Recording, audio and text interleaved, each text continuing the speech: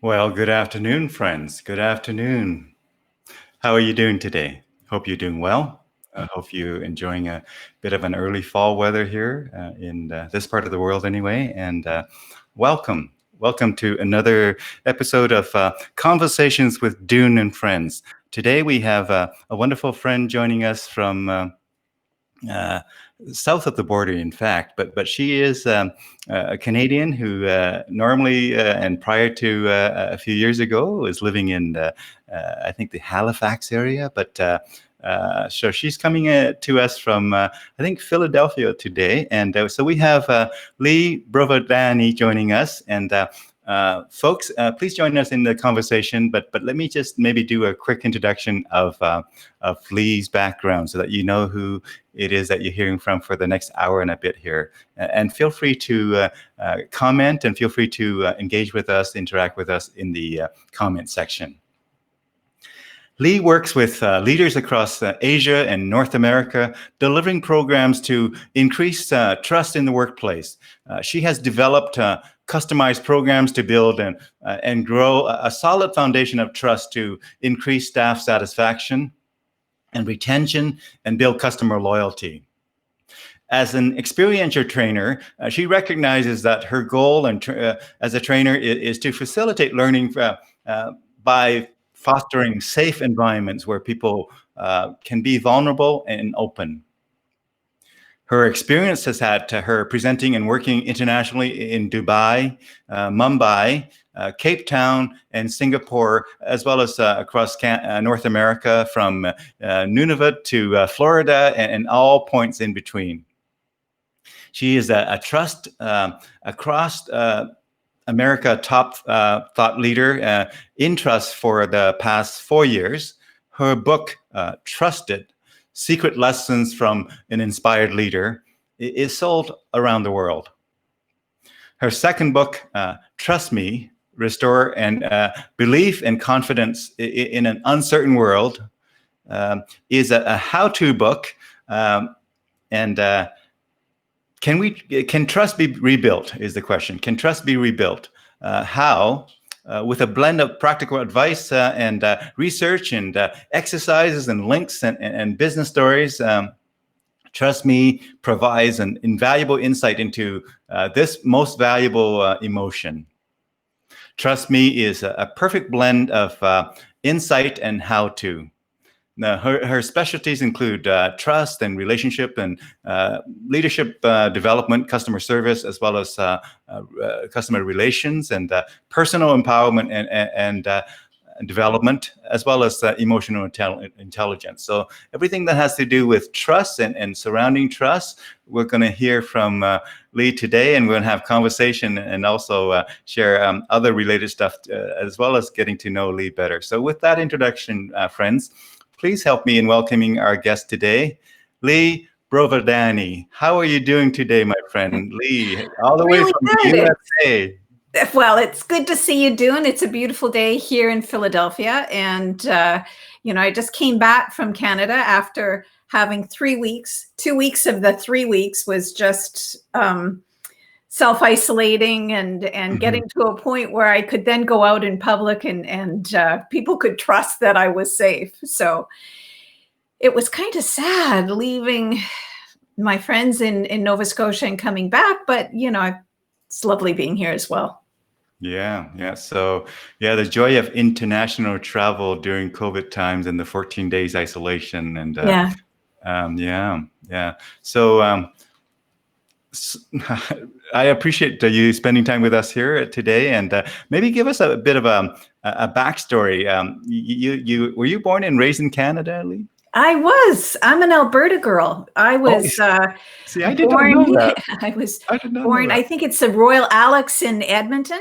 Oh, wow. So you're among friends here in my local community. Yeah. And then my family moved to Calgary when I was just a year old. And I was raised in Calgary, and then really always had a travel bug. So I wasn't a surprise that I started traveling. But I actually met my husband in a place in Calgary. So, then started traveling and moving to different places. But But really, I was an Alberta girl. Wow. I might have known that, but somehow I've forgotten that. And so for just a few moments ago, I was thinking you were mostly in Halifax. But you're right. Now, as you mentioned that, I do remember the Calgary connection there. And so cool. So in fact, Alberta is no stranger to you. And some Gosh, of our no. viewers might even know you from your Alberta days, in fact. Yeah. And our son is still living in Calgary. He's finishing up his degree in visual arts. Oh, wow. So he's still there. And I'm the youngest of 5 in my family. And all of my brothers and my sister still live in Calgary. And I've got a whole whack of relatives. I hope some of them are listening today. So if they are, all the Dales girls and the Miller girls and boys and everyone in between, it'd be great to have you post some comments and no bad stories about me when I was a kid, unless they're really interesting. And then you can go ahead. There you go. So wonderful. So I'm going to start with the first question being the topic of trust. Obviously, trust is very important in life and whatnot. When did you discover that would be a bit of your life's work to kind of focus your career and all of your work to that particular topic and writing books about it and speaking about it and coaching and training people on it? When did trust become your kind of almost life's mission, if you will? It was, like a lot of things in life, it wasn't a straight path. So I was working as a human resource manager for a call center in Halifax, and the company was going out of business. And so one of the things that happened was the Center for Women in Business allowed us to put together, it was a package for anyone who had been laid off, and you could write a business plan. What I really enjoyed when I was an HR manager was training. So I thought, oh, that's an idea. I'll do customer service training. And part of that was getting my diploma in adult education so that I could actually expand on the work that I was doing in training. And my kids were young at the time. I decided rather than do something on customer service, which would have made sense, I wanted to give back to their school. And I had read Daniel Goleman's book on emotional intelligence. And I went, well, that would be interesting. I wonder if I could write a training program on teaching soft skills around emotional intelligence in education. So, it's this really windy path. I wrote a 3-day course on teaching with emotional intelligence. And that was what my practicum was on in adult education. But because it was on emotional intelligence, I found that a lot more interesting than anything in customer service. So I did this leap of faith and started just doing training around emotional intelligence. And I can't tell you how many people said at this time, because this was back late 90s, early 2000, before one is going to be interested. University accepted as cool, long before we realized how important it was. Yeah, at that time though, it was just this, the book was really interesting, but how can you teach emotional intelligence?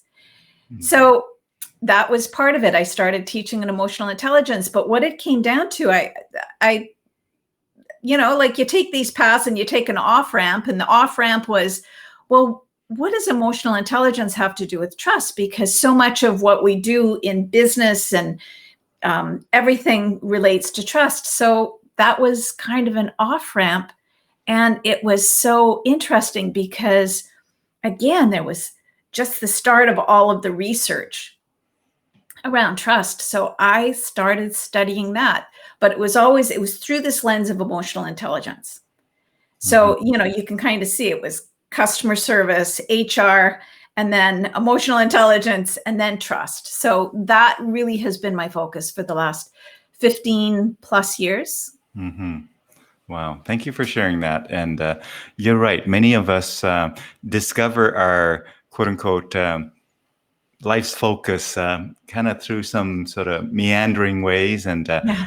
but those are important because if you did not work in let's say HR, you wouldn't have some of those lessons and experiences that are important to one area of organizations and groups and whatnot. So that's an important kind of element of what you're doing. And if you hadn't worked in customer service area, you wouldn't have that perspective. So all of these seemingly different things actually probably help the round out the trust conversation.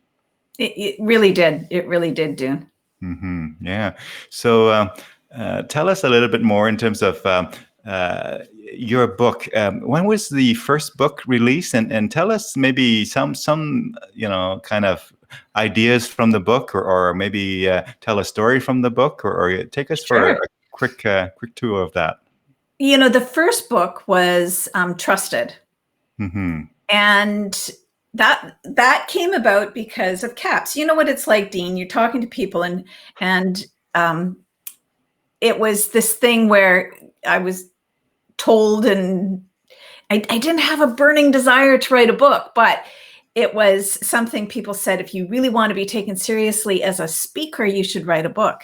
Mm-hmm. And the first book was really I wanted it to be a narrative, because at that point, I felt like a lot of the material that I was gathering was all the research I was doing, but it was another person's research. So it was gathering all the stories, but I thought it would be interesting if I could write a book where it showed how trust was really incorporated through this one character.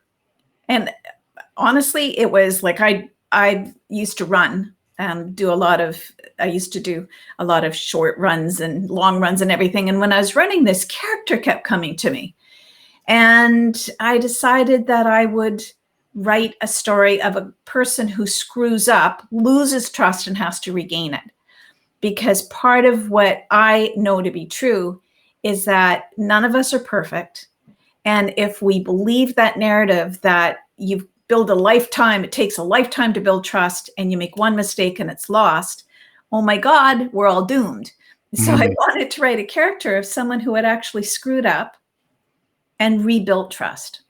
A story of redemption. Yeah. So that was the first book, and that's called Trusted. And the emotional intelligence, the kind of version of the Shawshank Redemption. Yeah, sure. I don't know if you can. So it was translated into Chinese. This came out a couple of years ago, and it's interesting because I have no way of knowing whether or not it is a real great translation of my book. I have to trust that the people who translated it got it right. And I've had a couple of people who can read the language, and I said, so tell me what you think the story was about. And when they told me, it sounds like they got it. Sounds like they got the book. Fantastic. So I'm curious, why did you name it Trusted rather than Trust? That's probably a story or some sentiment around that. I mean, I can guess a little bit because it's the story about somebody who was trusted, and then at some point it became a past tense, like they no longer are trusted. Is that sort of the meaning of that? Yeah, and part of it, I was hoping that people would see it as something that they could learn. And here's a big admission. The hardest part of the book writing for me was the title. Wow. So I don't know, Dune, when you write as well, do you find that sometimes just coming up with, you write an article or you write a story, and then you're trying to find a name that resonates with people and lets them know what the book is about without it being so boring, because really titles do matter. So, as you're listening to this, if you get out and read the book and you think, Lee should have called it this, let me know, because if I have good intentions of writing 2 more books. I always saw it as a trilogy. So Trusted was the first book, and it's Trusted Secret Lessons of an Inspired Leader is the first book. And then I thought that maybe the second and the third book would be Trusted and would be a continuation of Hunter's journey. Mm-hmm. Wow. So thank you for sharing that. I just happened to meander over to your website here, and you have trust quizzes and all kinds of stuff that's related to trust. Tell us a little bit about what people would find on your website when they go there. Now, I see that you are off screen for a moment, so hopefully you can just come right back and join us on the broadcast here, Lee. And so as I look at this this video here, let me just go ahead and feature it in large again here. And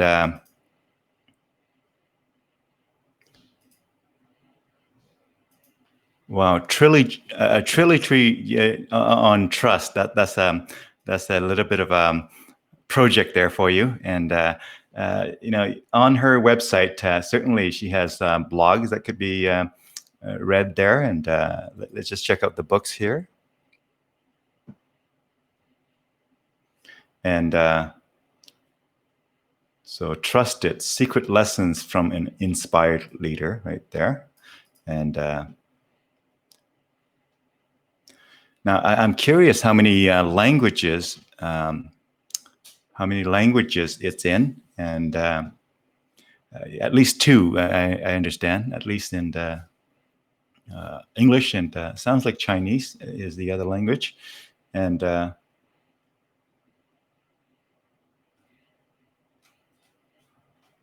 very cool. And then the second book is Trust Me, Restore Belief and Confidence in an Uncertain World. And that's wonderful.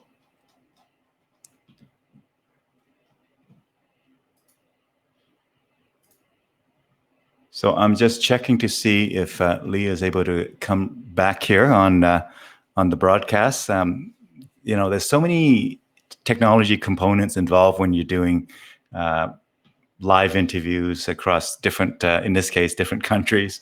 I'm in Canada, and Lea is in the United States, and looks like she's back in here. And if you can hear me, Lea, just confirm. Wonderful. So let's go ahead and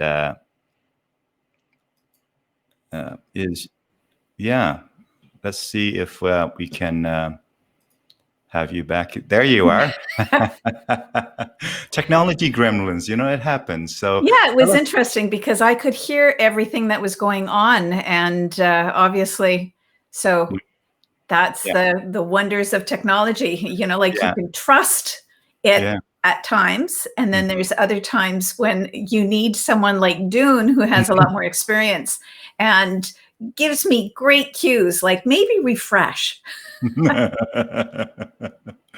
Wonderful. So tell us a little bit more. So book writing, is that something that you're going to keep on doing for a long time? Or have you discovered that book writing is, I know it's hard work, but is this a long-term thing? I know you do a lot of speaking and training, but yeah, and like a lot of people, the speaking and training has fallen off, obviously, because of COVID. And so part of me is really enjoying these moments because I walk my labyrinth every day, and I meditate and I write when I want to. But I think that the book writing will continue. Like when I was babbling off screen that probably no one could hear, I was talking about writing. I always saw Trusted as a trilogy. So the first book was about Hunter's journey, where he loses his job and he has to come back. So all the lessons you learn in trust are through this journey of Hunter. And he's a great character.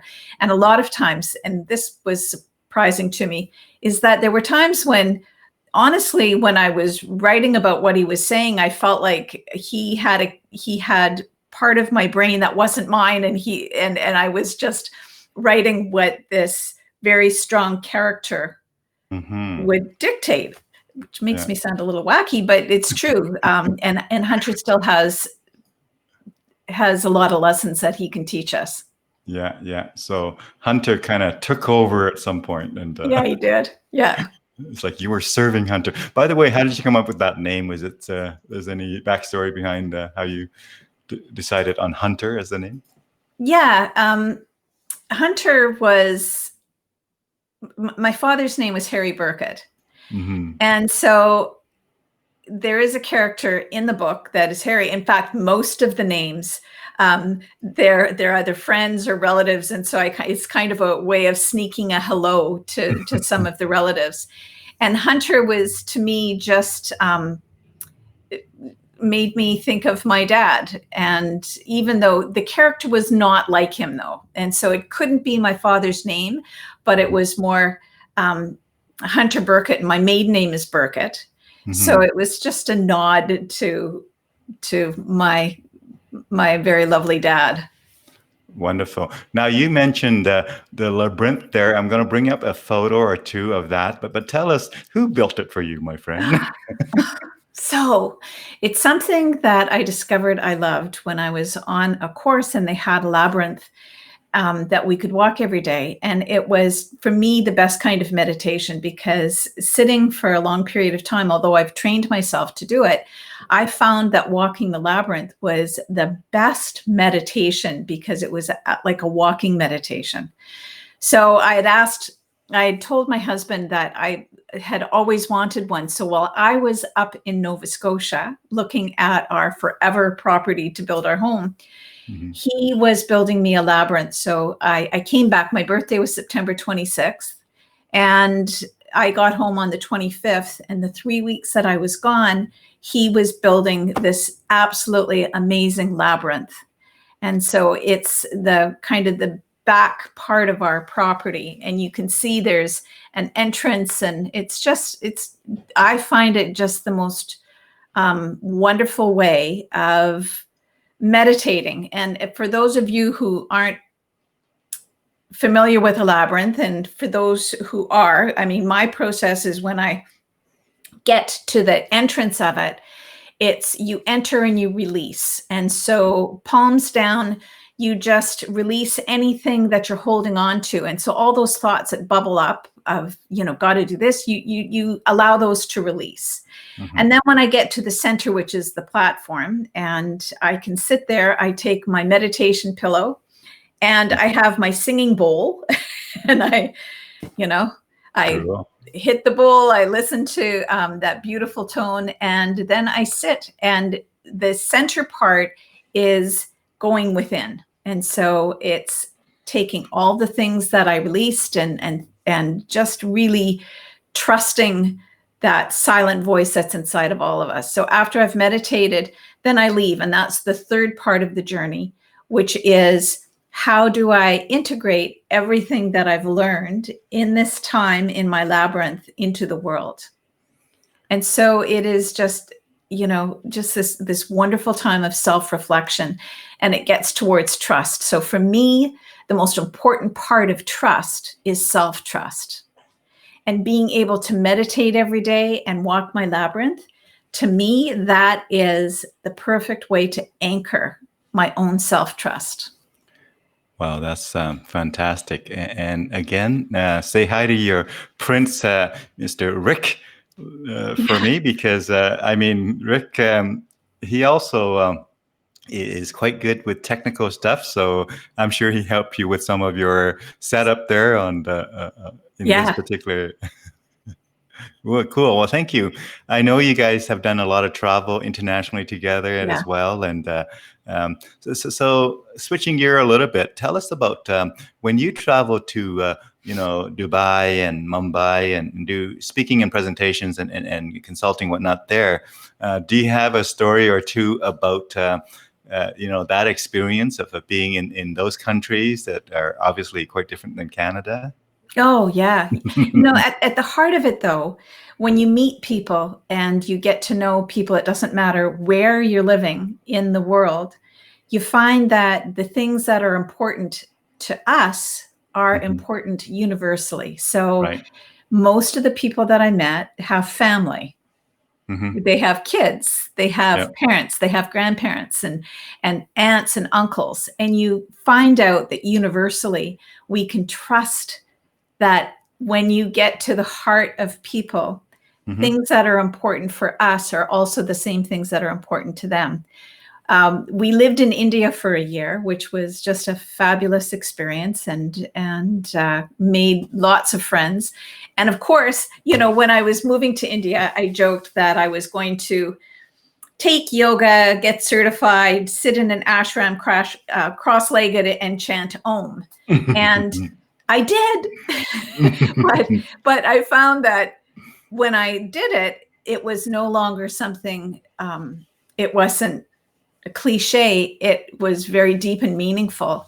And when I'm in my labyrinth, a lot of what I learned when I was in my yoga in Mumbai, and it was at the oldest yoga ashram in the world, which was pretty cool. A lot of what I learned, I actually integrate into my meditation practice. But with all of the traveling we've done, I find it, when you get to know people, and Dune, you are not originally from Canada, but you could probably attest to this as well. You meet good people everywhere if you're open to meeting good people everywhere. Absolutely. Yeah, I used to work a lot in the U.S., right? And at first it seems very different, but then after a while you realize that in some ways people have the same concerns that we do here, and have the same. I still remember, if I may tell a quick story. One of my clients over there, Larry, very wise man. One time we were working late and trying to implement something, and then we went for an early breakfast at I forgot what breakfast place it was, but then he said to me, he says, Dune, a very wise man once told me, you can go without sleep, you can go without food, but don't try to go without both. So, conversations like that. And one time I told him, Larry, when I was growing up in Vietnam, in war-torn country, the best sort of dream that I had for, things that I would be able to own one day would be a really nice bicycle. And then he comes back and he says, so did you realize your dream? And then my answer was, no, I got distracted along the way. I still don't have a really nice bicycle. So conversations like that, reminds me that, we kind of think similarly when it comes to life and the concerns that we have, for sure. Yeah. And right now it feels that the world is very divided, but you'll find that there are people who you can connect with wherever you go.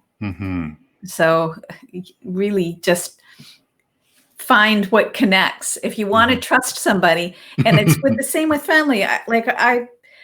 I've had fallings out with my family, and if I think about all the things that make me angry, then I'm not going to trust them. And so one of the things that I know about trust is that positive emotions are positively correlated to trust, and negative emotions are negatively correlated to trust. So it's really, that just makes sense, right? If you're really angry at someone, how much trust are you feeling?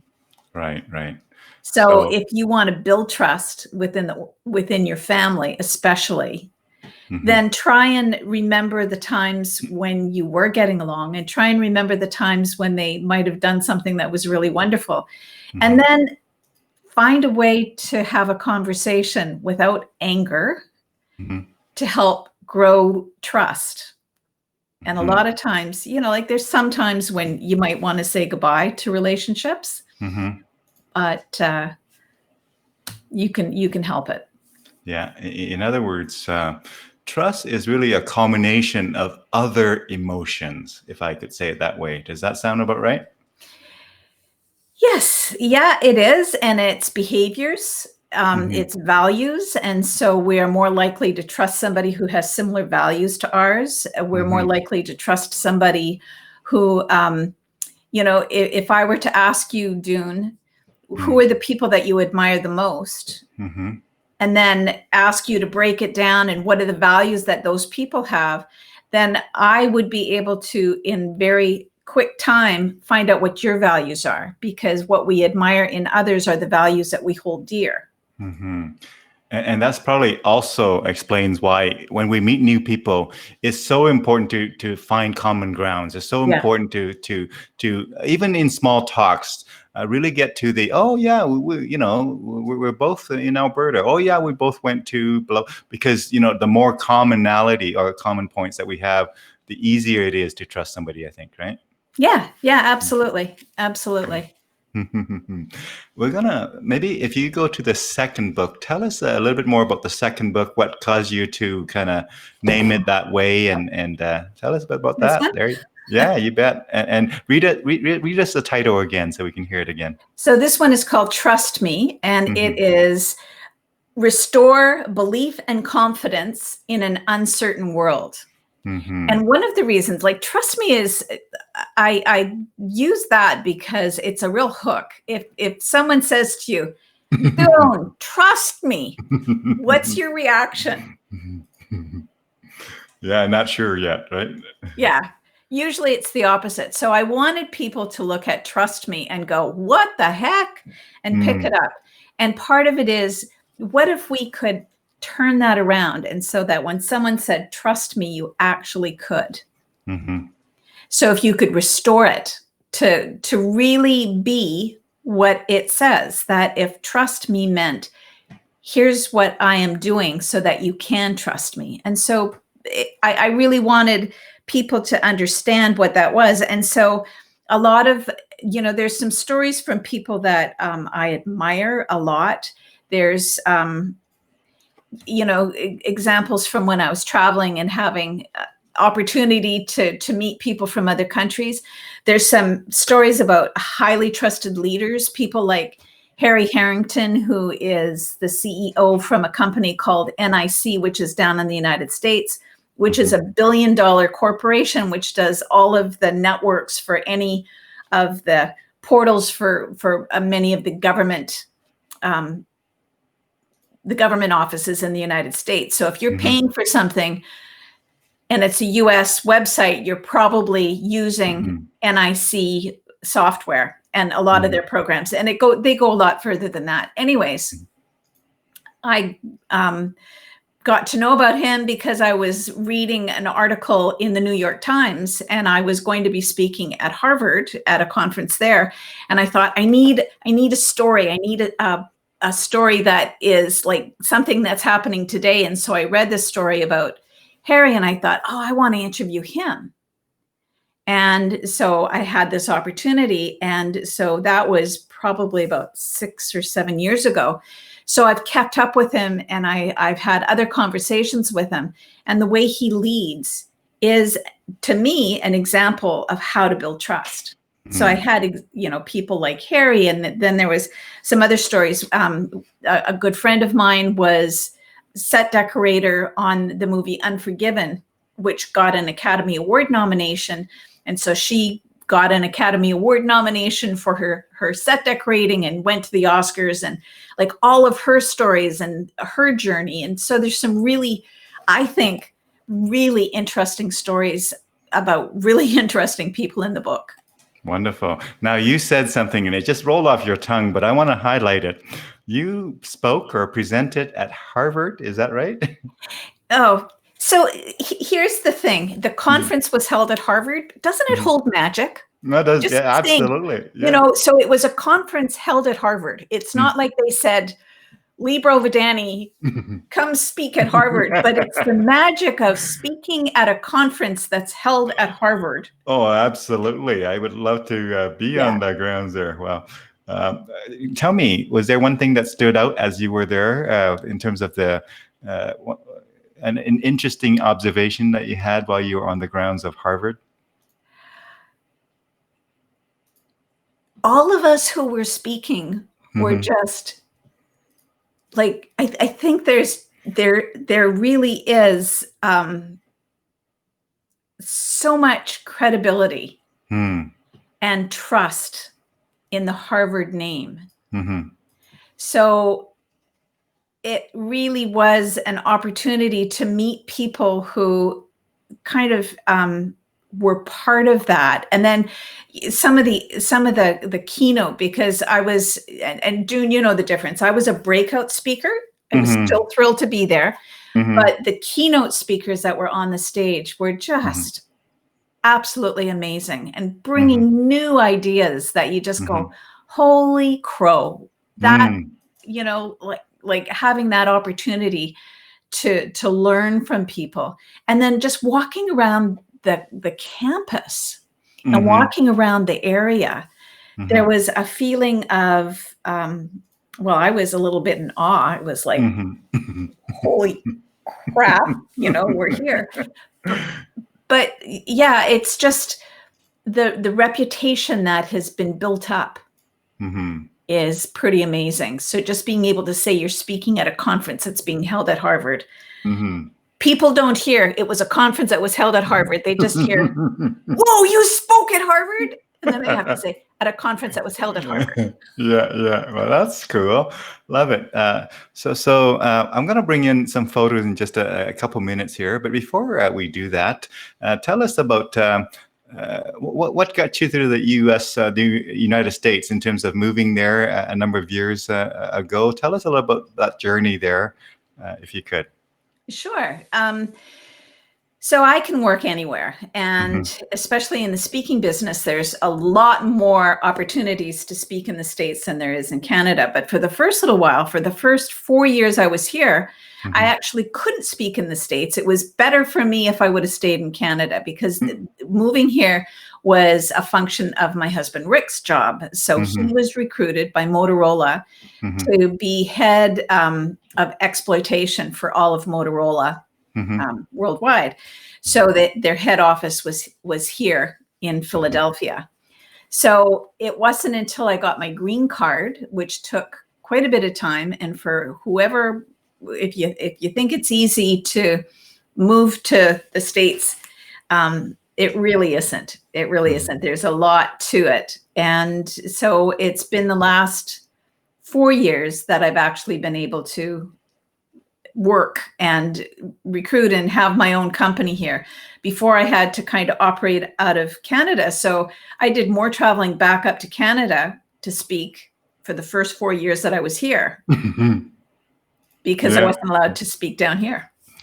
I hear you. Very cool. Thank you for sharing that. And by the way, when you came back in, you probably want to set the 1080p again because it might default to 480 when you came back there in the okay. I thought I had changed it. Thank you. Oh, okay. Well, no, if you did, that's it fine. Did. It resorted back. I thought I had. There we go. Yeah. So every time you come in, it resets it back to the 480 resolution. So tell us a little bit more about when did you discover CAPS, and how did you discover CAPS? And tell us about how, your previous work, all of the work that you've done sort of squarely became more focused on speaking and training. Tell us of that moment where you kind of discovered CAPS. So when I got involved in emotional intelligence, I knew nothing about speaking. And I was studying and I was getting my practicum on adult education, as I told you. And people would say, what are you writing on? Or sort of, what are you doing your training on? And when I said emotional intelligence, I had friends say, oh, that sounds really interesting. Would you do a lunch and learn for my company? And it was always, sure, I'd love to, because, that's how you get better. You speak. And then I had a law office call me, and I didn't know anyone at the company. And they said, we heard you do a really interesting presentation on emotional intelligence. Would you come and speak at our AGM? And I thought, well, I can't do it for free. I mean, I was getting busy getting asked to do these things. So I said yes. And they said, how much do you charge? And at that time I thought, wow, I thought they actually bid high cost for speaking for an hour. So I said $500. And they went, wow, that's great, only 500. And in my mind, I'm going, oh, crap. I obviously should have asked for more. And then I met Ravi Tangri. Mm-hmm. And I can't remember how I met Ravi. It was, I had gone to a lecture or something. And he said, "Oh, you speak. You should join CAPS." And I went, "Who are they?" And he said, "It's for, experts who speak professionally." And I went, like, there's actually, like, you can do this for a living. So that was, oh my gosh, that was probably still in the 90s. Wow. And yeah, it was. And then, honestly, I would say that for the last 15 or more years, my closest friends are from CAPS. Mm-hmm. Dune, like, Mm-hmm. just the best people. I don't know what the perception is of Mm-hmm. speakers, but I can tell you that my experience is they are down to earth and people that you can trust, and they're interesting, and it's just a really great group of people to get to know. Yeah, yeah, yeah. I so much agree with that. They come from all different kind of walks of life, right? Yeah. Some are doctors, some are lawyers, some are professors, some are corporate people, some are government top level government organizations, and it's just every level. And some Yeah. has some really kind of a life event that happens to them that really makes for a good message and story that they tell and kind of promote. But really, the common thread is that they want to impact the world in a positive way Yeah. through their presentations and through their engagement of the people. This is a great time for me to bring in some photos and let's reminisce a little bit Okay. and the stories that you can share based on maybe looking at the photos. So in no particular order, I'm just going to bring it in here. And this is a few, I guess probably one of their promo shots for speaking, perhaps. Yes. Yeah. Sorry, that was just a promo shot. So Yeah. um, Yeah. that one, I have a fabulous photographer, and she said she liked this because it shows a lot of my personality, which is, like, I ride a motorcycle. It is a motorcycle, even though it's a Vespa. I just want to say that. And Absolutely. that's my leather jacket and makes me feel like I'm cool. And you had your crash and you survived it. So there you go. Yeah, it just fell over, for those of you. I don't know if I could call that a crash, but yeah. That sounds uh, okay. Let's take a look here. This is the book here that the Yeah. second book, if I remember. That's Trust Me. Yeah. And all the stories. Wonderful. Some Yeah. fascinating people that allowed me to use their stories in my book. I love the black and white and with a touch of gold there, and then your rope that's almost broken there. Essentially, yeah. Wow. Love Yeah, I think the artist did a great job. So this is it. when we were in Nicaragua, and my redheaded friend to the left, Andrea, and her husband Brent is in the back, really good friends of ours. For her, for one of the milestone birthdays, she said she had always wanted to go to Nicaragua. And so my husband, Rick, did some investigation on what there was to do, and you could toboggan down the outside of a volcano. So it was small pea gravel, and there were the boards. And so we got up to some pretty high speeds. Wow. And tobogganed down a volcano. And you did not want to fall off because that was sharp rock. Very cool. So it doesn't take snow. You don't have to have snow. You just have to have the No. desire to do that. Oh, my family. So there's my dogs that, a good friend of mine said, I trust my dogs with my life, but not with my ham sandwich. So Those are our two beautiful dogs and my daughter, and her husband is in the middle. That was before they were married. And then my son, Philip, and my husband, Rick. Christmas jammies. We're all in our Christmas jammies. Very cool. You have a beautiful house over there. Very, I don't know what kind of time frame is it? Must be fairly an older house. Is that? Yeah, it's over 120 years old. Yeah. And it's an old colonial home, and like a lot of, we absolutely love it, but it comes with a lot of the aches and pains of an old house. So, after we've replaced the windows, we've replaced the boiler, we've replaced the air conditioning, we've replaced, it's actually new now. Wow. After all the things we've replaced. And I am the youngest of 5. So there's my brother, Stu.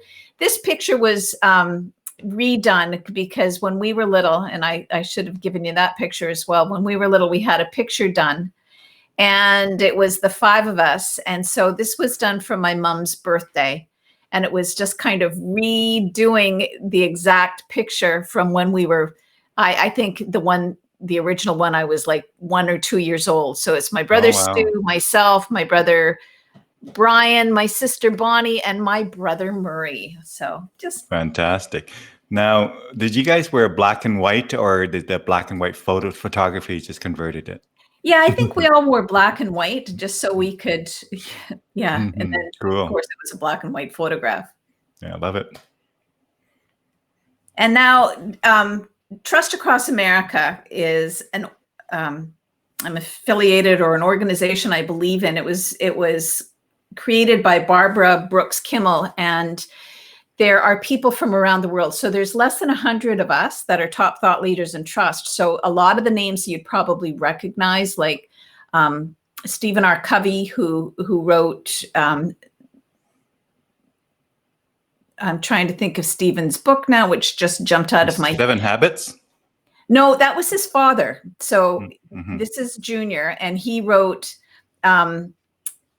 it was related to trust. So his father wrote The 7 Habits of Highly Successful People, where Stephen Covey Jr. wrote a book on trust, which is absolutely brilliant. And so like there's a group of us who just who've really done this deep dive into trust. So there's, and I hope I have this right, but I think that I think I read that there was 1,000 people who applied and less than 100 people who were accepted as a top thought leader in trust. Wow. That's very cool. Trust is not going to go out of style anytime soon. It's not a fad. It is not a trust, from day one of human. In fact, trust is also not only with humans, but with animals as well. You talk about your dogs. They understand trust very instinctively, I think. Yeah. And if you have dogs, I will trust someone if they don't like dogs, but I won't trust someone if my dog doesn't like them. Yeah. Let me go back here. So. Yeah. Tell us about this one. Oh, it took me a minute. I'm trying to think, what the heck is that? I did improv, and so I forgot I had included this picture. So I absolutely loved my improv class, and this was the party celebrating the end of one of our sessions. And I'm so sad. One of the things that I have really missed with COVID is that all of these fun people that we just had such a blast together. Yeah. These were all people that I did improv with, and Rick is in the corner, and he just came for the party. That's him. Wow, he's a supportive guy. That's cool. Yeah, That's he really cool. is. I'm pretty lucky. And then the launch of my book, Trust Me, and this was when, it just feels like whenever you write something, even though you don't need to, but you celebrate it by having a book launch where all your friends come out and you read some stories from it and you launch it into the world. You bet. Hey, celebration is an important part of life and an important part of human relations, I think. I think the people who celebrate together build a stronger bond in the long run. Yeah. Yeah. Oh, so this is interesting that so when we look at trust, we look at, what emotions have, how they impact trust. And it's really, I find this really interesting because when I'm talking to some of the other top thought leaders, we have differences of opinion on how emotions affect trust. Mm. And so this is the Plutchik, Plutchik, Plutchik map of emotion. And so if you look at it, the petals that are opposite emotions. And they start out very mild. And as they go into the inner rings, the emotions become more intense. And the emotions in the very center of that circle, the center of all of the petals, are the strongest emotions. So if you look at it, you'll see that, and I have to get up closer here. So, at the top petal, it has an outside, a milder emotion is serenity. And then when it becomes more intense, it's joy. And then a very, very strong, that really strong emotion is ecstasy. And it's the same thing that when you look at irritation, boredom is an outside one, and then it moves to disgust, I think, and then it can move to loathing. And I mention that because when I first started doing a lot of work in emotional intelligence, I was in a class and I said to one of the girls, I don't get that one. I don't get that, how boredom and then it moves to disgust and then it moves to loathing. And she said, trust me, I was in a bad marriage. It started out with boredom and then moved up. And I went, oh, okay. I'm so glad I've never had to experience that. Yeah. Cool. Well, and now could you spell it out for me again? I just want to put it on screen. The Plutchik. So Plutchik. Plutchik map of emotion.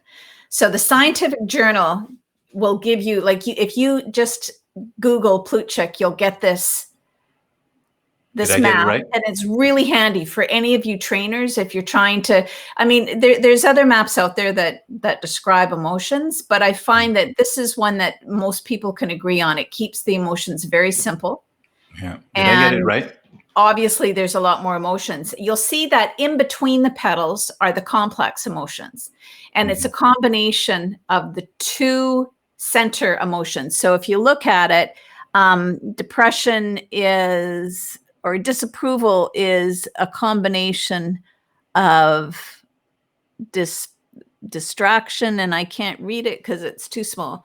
But you'll pensiveness, see that distraction and pensiveness. And pensiveness, right? Yeah. So the complex emotion is a combination of those two kind of. Yeah. I think of it like a color chart, like when you combine a true blue and a true yellow, you get the color green. Yeah. Well, now, here, when you have the combination of serenity and acceptance, then you have love. Hey, did I spell it correctly here? If you look at on screen, is that correct? Yes, it is. Plutchik, map of emotions. Wonderful. There you are in your, I'm guessing, Christmas time, maybe? Yeah, this is the family, and this was a very happy Christmas. The kids were kind of, like I said, okay, everybody has to open this gift first. And I don't know if your kids ever roll their eyes at you, Dune? When you suggest things and they go, oh, Dad. But our kids are old enough now that they're good sports, and I had everybody matching pajamas. And so this was the family Christmas picture, which is just a hoot. So my husband, Rick, my beautiful daughter, Acacia, myself, and my very handsome son, Phil. And you're the only one with the wine. So that must say you had wine privilege that day. No one else earned wine privilege that day. Yeah. Exactly, exactly, as it should be. Oh, this is beautiful Halifax, I'm guessing. Okay, so I had to put this because we have just purchased our property. So when we are ready to retire, we're moving back to Nova Scotia. And our property is 15 minutes away from Peggy's Cove. It's in the Oh, bay, so wow. it's right on St. Margaret's Bay. Mm. So when you come and visit me, Hmm. then what we'll do is we'll run down to Peggy's Cove and Mm. have some of their clam chowder, which is so good, Wow. and their fresh biscuits and some Glühwein wine. Wow. Wow. So now, did you live anywhere near Peggy's Cove before? I know while you were living in Halifax, you probably were downtown Halifax, or? No, we lived in Bedford. So we Mm. lived a suburb, which is just if you were to look at the basin. So Hmm. if you were to look, Halifax would be on the left Hmm. and Dartmouth would be on the right. And at the very top of the bay, Hmm. you would see Bedford. So we lived in Hmm. Bedford. Oh, there's another picture of the group that I did improv with. So this was after we had done all of our improv classes, we had a presentation. And there's to the left is Tia, who is our instructor and just absolutely the best instructor possible. And I would give everybody's name, but I can't remember them all right now. So Hmm. you'll just have to trust Yeah. me that these are Yeah. just fabulous people. It looks like, you look like an artist in that photo right there.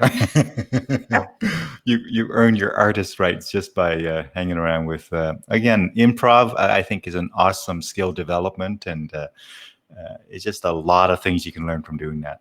Yeah, it's great for speakers too, because I think Hmm. if you're able to if you want to improve your stage skills, I think that improv is a great way to do it. Hmm. Okay, so here's my model. So we talked a little bit about or did we? We talked, I call it the 5 tenets of trust. So the Hmm. 5 tenets of trust. So the top is you'll see a heart, that's caring. So that represents caring. And then when you move clockwise, you'll see the rings represent commitment. Hmm. And then moving down, the bullseye represents consistency. Hmm. And then we have communication. Hmm. And then the books are competence. So my 5, they all start with C. And in the center of that is trust. So when you have those working together, caring, commitment, consistency, communication, and competence, then you have trust. Wow, I love it. I love it. Tell us a bit how you came to develop this particular model in terms of any story to share about. Did these images came right away, or did you start with No. words first? And So it's through emotional intelligence, and it's through Mhm. the organization that I did a lot of my certifications in emotional intelligence, which is 6 seconds, and it's a worldwide. It's probably the largest emotional intelligence network in the world. It's in, I think, 17 different countries.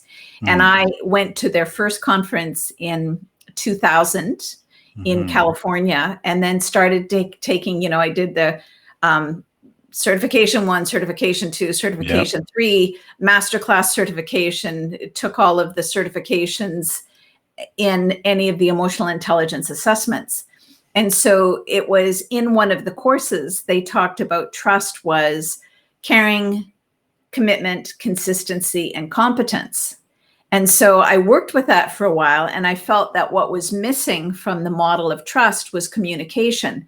That if Mhm. you did not have communication and effective communication, then the other 4 weren't operational. So Mhm. communication had to be kind of a bedrock skill.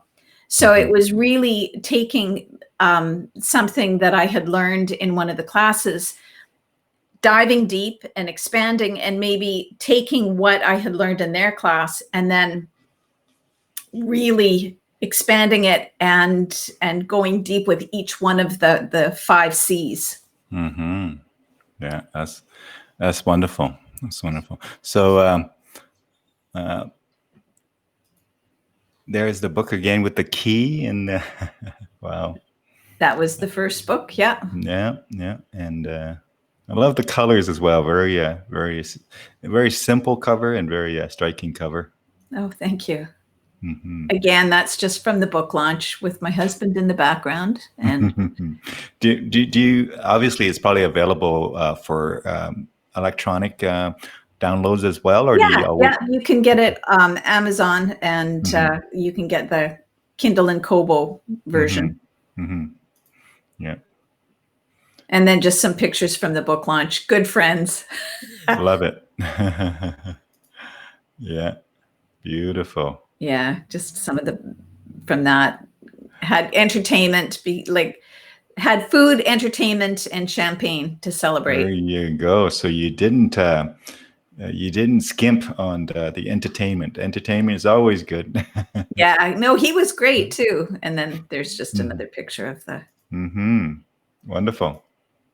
So, again, some travel pictures. was this, do you remember where this was? Which country? I sure do. This was after our daughter's wedding. Our daughter got married in India. Mm-hmm. Rick and I did a camel safari. And we went, I can't remember. It was in northern India.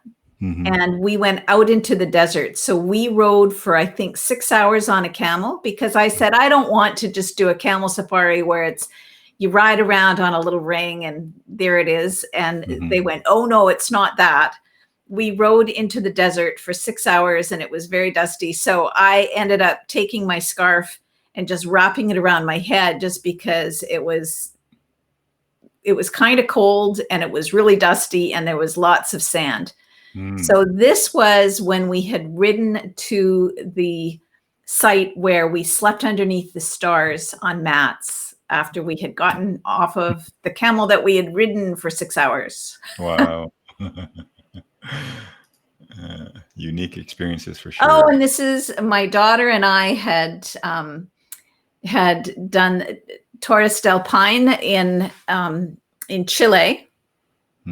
And my daughter had been traveling in South America for almost a year. And then she said, Mom, would you like to come and join and just do a hike with me through the mountains in Chile? And so there's only one answer when your child is willing to do anything with you, which is sure. Yes. And it was an amazing experience. Yes. And that is a picture from India at my daughter's wedding. So it was just fabulous. Ben's family and our family. And the place where it was absolutely, absolutely gorgeous and amazing. It was Golconda Palace. And in the center of this big courtyard, they had a tree hung with twinkling little mirrors. And the flowers were amazing. And they had their wedding vows underneath this tree. And Ben's sister, who had been a missionary in China, was the officiant, and she did just a fabulous job. She started out the ceremony with, I don't know how many of you are fans of Princess Bride, but she started out with, marriage is what brings us together today. And it was hilarious because she took something everybody was like, and just interjected this beautiful humor and started this very touching ceremony for Ben and Acacia. Love it. And again, family, the dogs. Yeah. And I don't know what we had just said, but something obviously that we were all laughing about. And good photographer, caught the moment. Yeah, that was, and then one of the things that we love to do, Rick and I love adventure sports. So this was whitewater rafting. And I think this one was, we've done two. We did one down the Colorado River and then this one, Mm-hmm. which was, I'm drawing a blank. I think it But was, you had fun. You I definitely know, had fun yeah, it there. was absolutely, Now, this looks absolutely like Rick amazing. right here, where my mouse is moving. Actually, yeah, so that's Rick in the green, kind of light green. Yeah. And you in the pink, I presume? Yeah. Yeah, that looks like it. Or it could have been Acacia. So Acacia and I, and then my son Phil and my daughter. Mm-hmm. So we did the Grand Canyon. This wasn't from the Grand Canyon. This was one of the rapids in, and I'll think of it and just blurt it out halfway through. And then the other thing that we love to do is scuba diving. And so I am second from the right. Mm-hmm. And this was, I think we were just coming up after we had done our dive. So that's why we're all in that position. We're just doing a slow ascent up to the surface. Fantastic.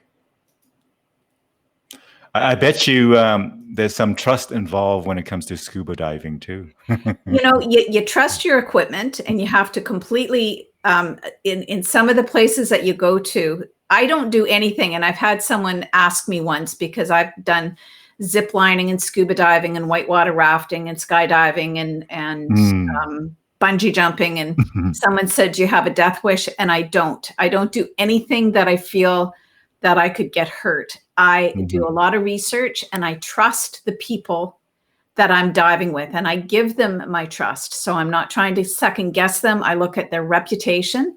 I look at how much they care about us by making sure that our equipment is well taken care of, and that they have a commitment to make sure all of us are looked after. So I make sure that all 5 C's are in practice for any of the things that I do. So caring, commitment, consistency, competence. So here, a lot of it has to do with, if you've done a really deep dive, you have to do a stop dive, I think at 30 feet, just to make sure that you don't get the bends. You have to, do a stop dive. And so you make sure that whoever is your dive master, and I think our dive master was the person on the right, you make sure that you can trust them to keep you safe. Yeah. Let me see if I can capture those 5 there. I'm almost done here. Tell me if I got these right on the screen there. Caring, commitment, consistency, communication, and competence. That's correct. Yeah, I'm seeing 4. Oh, there we go. Competence is coming up. Yes. Yeah, absolutely. So if you want to have an adventure, you make sure that whoever you're working with adheres to those 5 principles. Very cool. Yeah. And that again is our trip is that our trip in India? Yeah, that was our most recent trip.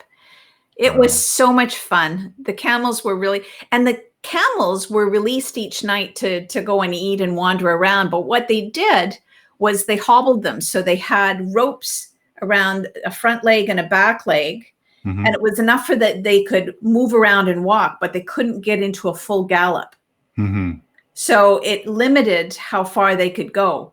So at night, we would dismount and we would have our dinner and sleep underneath the stars. And then the next morning, our guide would leave us and go find the camels. So you had to trust that he would come back for you, because you were in the middle of the desert. Yeah, kind of rounding them up again from their playtime. Yeah, we've seen this before. Yeah. With your dog there, I see. Yeah, he's. I'm telling him to be respectful.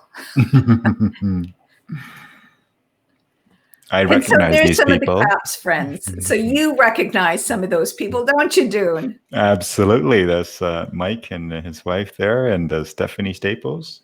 So Mike Stephanie Kerr. and I were speaking at a conference in Banff, and she said, "Doesn't Mike Kerr live around here?" And I said, "Yeah, he lives in Canmore." So we looked up his address on the Caps website, and then just knocked on his door. And when he opened it, we flashed a picture, like, Oh my goodness. and Claudia and Mike were gracious enough to invite us in. Yeah, he's a fun guy. Of course, humor speaker, humor at work and the power of humor and all that good stuff. And yeah, very cool. And again, now this, that is, again, I can tell from the raft, because it's a smaller raft, that this was our second one. This wasn't the one down the Grand Canyon. But one of the things that I love getting out into nature. I have to do more of it. I feel like I've been separated a bit too much from it lately. There you are with your scuba diving gear. Yeah. Love it. Love blowing bubbles. Another one in the labyrinth. Yeah. Beautiful. So you're on a bit of a bigger lot, not an acreage, but or are you on an acreage? No, it's just 2/3 of an acre, but it's a long, narrow lot. So we've got lots of, and it's all enclosed. So the first part is the house, and then we've got kind of our deck and patio so that we can eat outside. And then we have a movie theater outside. So if you come to visit, we'll watch outdoor movies and then eat outside. And then we have a swimming pool. And at the very back, it's my labyrinth. Nice. In and that India was somewhere. when we were in India, and with the family. Again, that was it. It was on kind of the land of the Taj Mahal, and that's an entrance. That is just an entrance into the Taj Mahal area. So even the entrances are beautiful. Yeah, it's like the gate. Yeah, it's just a gate that you could go through. Very and cool. That was in Egypt. So you can see we like camels, obviously. So one of our trips, and again with our kids, and I said, okay, we're going to take camels. We're going to ride them around the pyramids. And my children said something about, that is so cliche. And I said, sometimes these are cliche because they are so much fun and so popular. And I think it's one of our favorite remembrances of Egypt was this ride on the camels around the pyramids. You get a completely different feel for what it's like. Wow. So, and then 2 years ago, I said to Rick, I've always wanted to do a triathlon, but I'm a really bad swimmer. And then I said, if we don't do it now, when will we do it? Because, age isn't going the other way. And so for a couple of years ago, and Rick said, I'll join you. And so the two of us did the triathlon. And at the end of the triathlon, before we even changed out of our sweaty gear, we went and had a really big pint of beer. And this was in Stratford upon Avon. And so you know how good I don't know if you've never been, I think the beer in England is just really, really good. And that beer, I can tell you, after doing the triathlon, it's so good. Does it compete against stuff they have in Ireland? I don't know. I like good beer in Ireland too. Like we were saying, in Ireland, all of the directions that you get are pub directions. It's like you go down till you get to O'Malley's pub, and then you turn right and you go down as far as the Green pub. And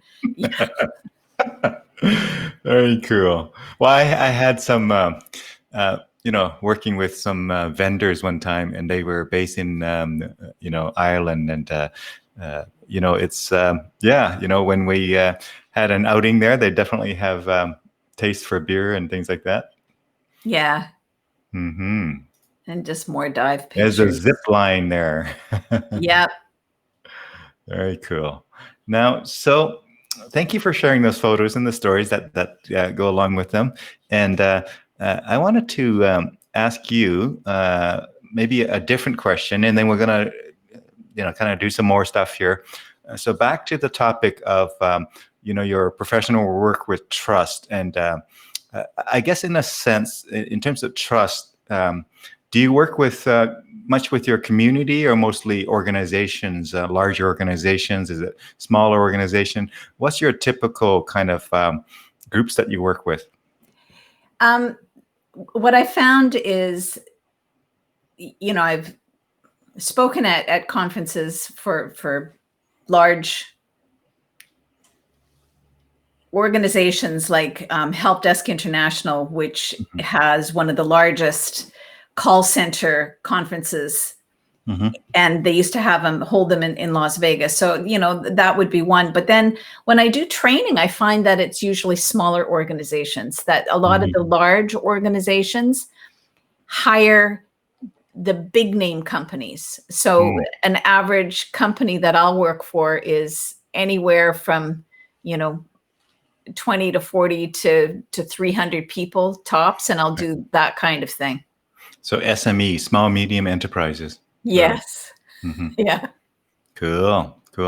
Now, again, going back to this topic of trust, I would love it if you would share something from each of your book. Again, I know you shared some more before already, but do you have something that's top of mind from one of the two books that you've written to kind of share with our viewers that might help them on the trust building journey that they're let me just see if you can just give me a second. There's a little section here. Yeah. That Well, while you're doing that, I will bring this in here, and I will just kind of share with our viewers who might have just came in here. Give me a second to go and do that. And I'm going to go ahead and do this here.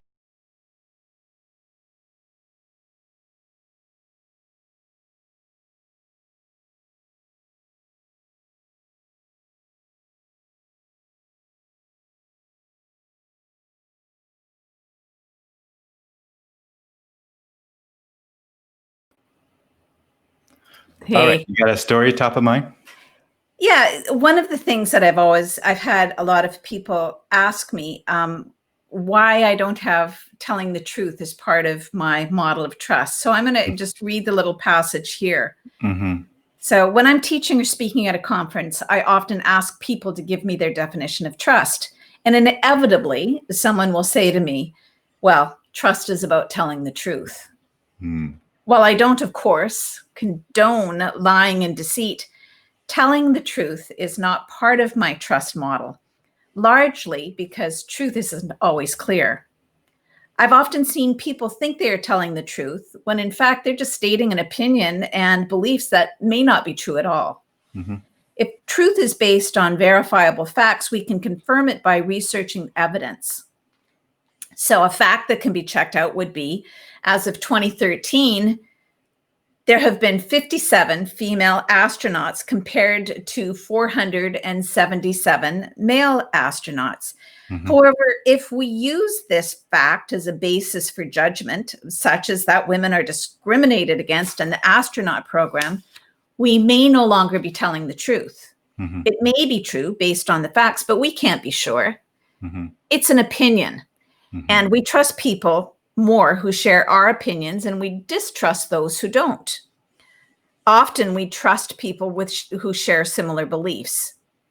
And unlike an opinion, a belief is based on a person's values, their faith, or their morality. An example of a belief based on the astronaut example would be that women shouldn't be allowed in outer space because they should be home taking care of their families. Beliefs are usually emotional appeals, and they can't be logically argued.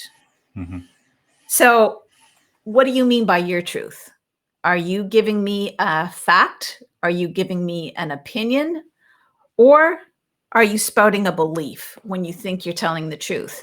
So one of the reasons I bring that up is that right now I'm finding that we are so divided in the world because everybody is spouting their opinion.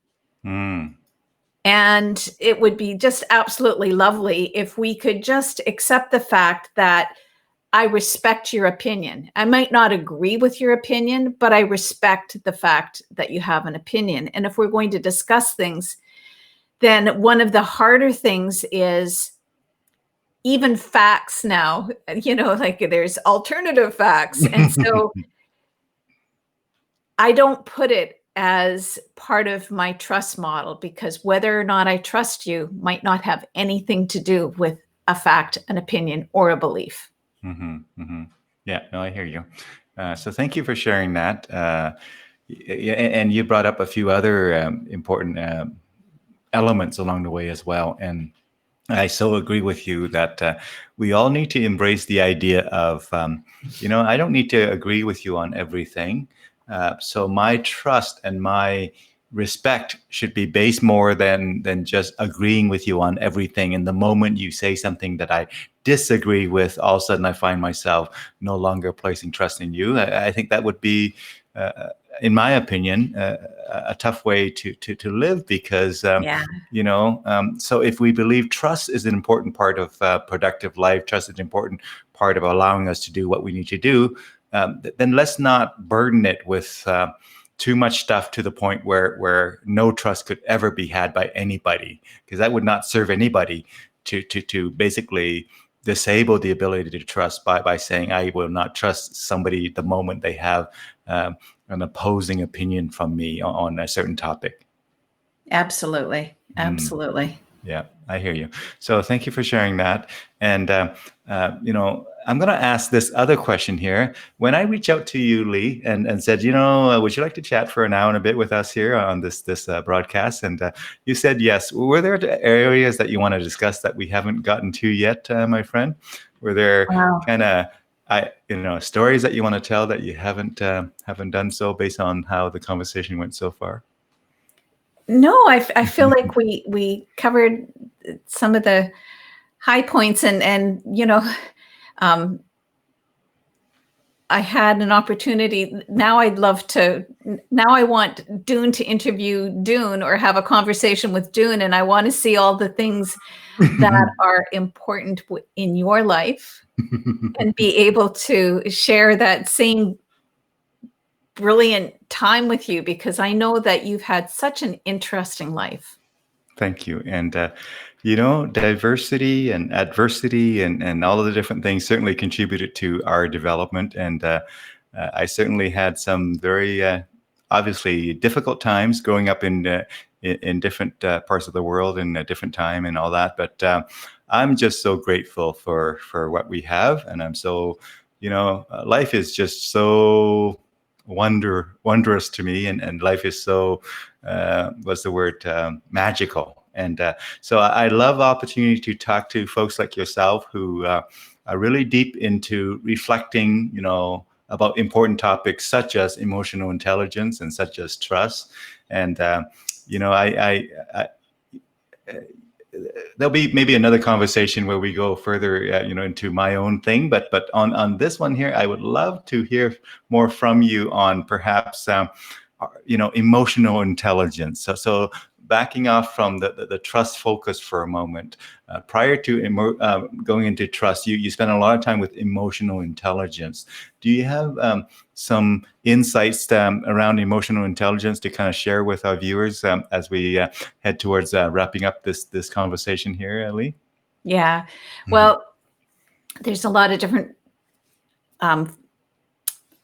schools of emotional intelligence, and Peter Salovey and Jack Mayer talked about being able to perceive emotions in yourself and others. And so from my perspective, emotional intelligence is perceiving emotions and being able to feel them in yourself, to be able to understand emotions, because emotions, we did a little bit with the Plutchik map today, and how emotions can change, that you can start out with irritation, it can grow to anger. So understanding how emotions actually work with each other, and being able to manage emotions, both in yourself and in others. So there's a saying, everyone can get angry, but to become angry at the right time, in the right moment, to the right degree is not so easy. So being able to manage emotions, not just in yourself, but in others. And then being able to use emotions to help you facilitate your thinking in a certain way. Yeah. Emotions are not more important than intelligence. They work with intelligence. So emotional intelligence is a combination of both of those. And I think that it's really important in whatever we do. And that's why, for me, trust has to have a component of emotional intelligence to be effective. That's great points. And, so you talk about awareness, so self-awareness and awareness of your environment and particularly awareness of the emotions. But I want to highlight something that you said that I often would tell to the people that I'm training. And that is, people would think, in business, emotion is a bad thing. And I say, well, emotion is a bad thing if you let the emotion control you to the point where you lose control of yourself and your own behavior, your own actions, your own thoughts, and then emotion in that case is definitely bad. But emotion is a very powerful force that if you can manage it, if you can direct it, and if you can temper it, that is a powerful tool you have at your disposal in making change in community and organizations, right? So I want people to really have the concept that emotion is neither good nor bad. It can be good if we manage it the right way. It can be bad if we let it literally control our lives to the point where we lose control. Then it's really bad, right? So emotion is very powerful. And just like any powerful tool, it's a matter of what are you using it for? And are you cautious when you're using it? Are you aware of how powerful it is? And are you using it effectively, right? Right. Absolutely. Well said. Well said. So what I'm going to do, so I have a video clip that we're going to play on the outro of this broadcast here, the zipline clip. But before we get to that clip, what I'd like to do, maybe I'm going to have you kind of take us out in summarizing or whatever have you. Imagine you're wrapping up the show and I will be silent and you just kind of do whatever and say whatever and tell the stories and whatnot. So once we're done with that, then I will roll that clip. And when that clip is done, then we'll be in the green room and high-fiving while I stop the broadcast. So before I have Lee wrap it up for everybody here, folks, thank you for joining us on this live conversation. And thank you for watching it in the recorded version. And feel free to comment after the show as well. And if you have any questions for Lee, feel free to pose in the comment sections. And again, I want to thank you so much, Lee, for joining us here for an hour and a bit. And so, yeah, it's all yours to kind of wrap up. No rush. You can take as long as you want. You can even, if you're into singing, you can sing us a powerful song if you like. Anything at all, my friend. Sing. So there's a song, and I'll just sing. I won't hurt anybody by singing too much of it, but there's a song from Wicked, which is, I've heard it said that people come into our lives for a reason, teaching us something we must learn, and we are led to those who help us most to grow if we let them, and we help them in return. Well, I don't know if I believe that's true, but I know I'm who I am today because I knew you. And that's how I'll end it. I think that we learn from all of the people that we meet and all of the experiences that we have. And if we're willing to dive into what we trust about ourselves, then we can learn what to trust about others as well. But it always starts with ourselves.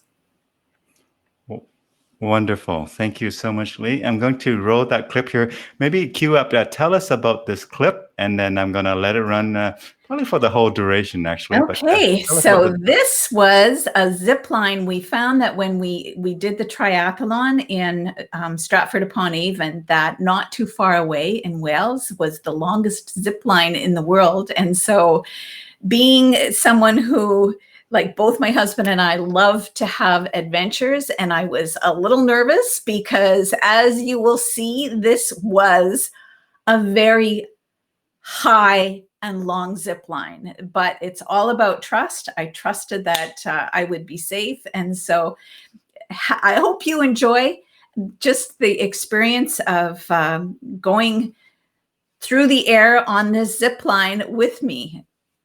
So this was in Wales. It was just absolutely gorgeous. So you can see I'm all prepared and I'm ready.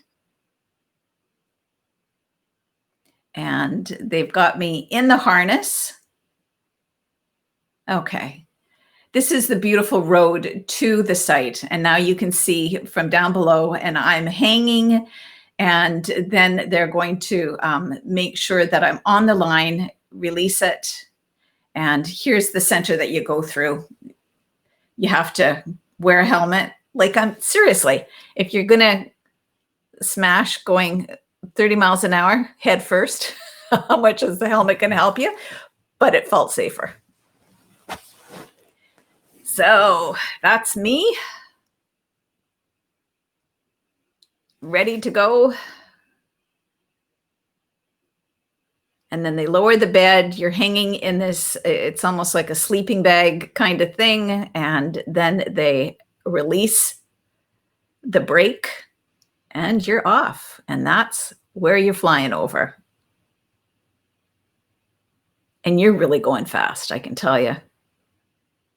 It doesn't last that long. What you can't hear is me screaming the whole way. Ah! And then it takes a little bit longer than that, but then it's over and you're lowered down and it is done. Wow, so. Fantastic.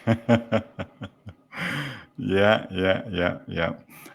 Let me organize it this way as we kind of watch the last little bit of it here. And so you take some certainly adventures along the way, and you, so in a sense, you work with some serious kind of topics, whether it's trust within organization, trust within groups and whatnot, but you also kind of live life on the other side as well, taking risk, calculated risk, well understood risk and worthwhile risk. And yeah, wonderful. Well, thank you so much, Lea. And I hope you had a good time today with our conversation. And I did. Thank you so much for having me. Awesome. Fantastic. Again, folks, take good care of yourself. Take good care of one another. And till we meet again, have a wonderful rest of your day, folks. Okay. Thanks.